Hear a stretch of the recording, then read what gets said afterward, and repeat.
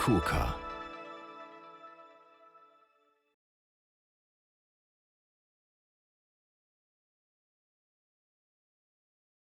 Robotics will change the world.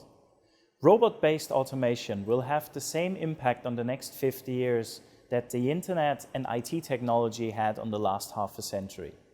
Robots, machines, and all kinds of automation technologies will permeate our living realm and make our lives in the future easier and better. This development will follow 4 steps, the so-called 4 robotic revolutions. And by the daily contact with robots and automation technology, one of the next generations will grow up as a so-called Generation R, a generation of robotic natives. But in order to pave the way for these robotic natives, we have to think about some basic guidelines: ethical, moral, social, and also juridical. We would call this robotic governance. So, what are these 4 robotic revolutions all about? Well, the first one, robot-based automation, is something that industry has been doing for more than 40 years. How to weld and glue and bolt together a car as fast as possible. The second revolution now is sensitive and safe robotics.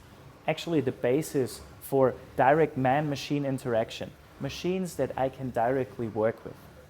The third one is mobile robotics, when those systems become mobile and can move around freely. And the fourth revolution is perceptive and cognitive robotics. Why is this sensitive and safe robotics now so special?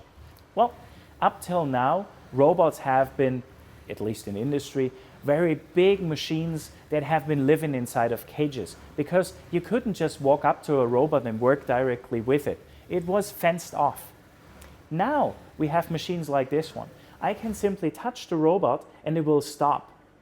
Or if I pull a bit stronger, then the robot becomes soft and sensitive and I can just move it freely. Basically, actually like working with a human colleague or a human coworker. So this will be the future of robotics. The third robotic revolution will be mobile robotics, or more precisely, safe mobile robotics, like this service robotics prototype that you see over here. Why is this such a paradigm shift?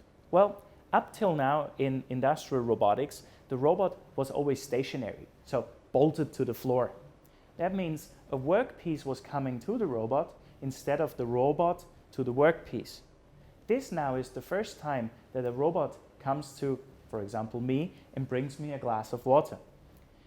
What will be the next step? Well, the next step is the combination of safe mobile systems with safe and sensitive robotic manipulators.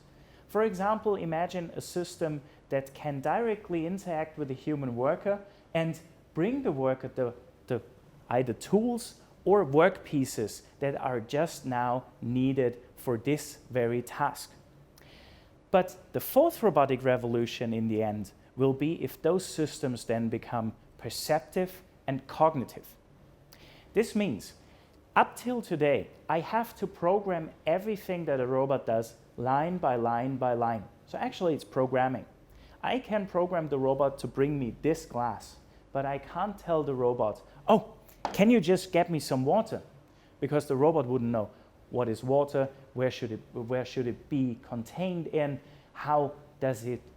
where am I, how does the robotic system find me, and all these questions. And this combination of artificial intelligence and robotics will be exactly the foundation for compelling service robotic systems at home. And those systems, by the way, will then be the systems that robotic natives are growing up with and that are all around us and enrich our living realm. As robotics is going to enrich so many parts of our daily life, we have to ask, how do we shape the future for the robotic natives?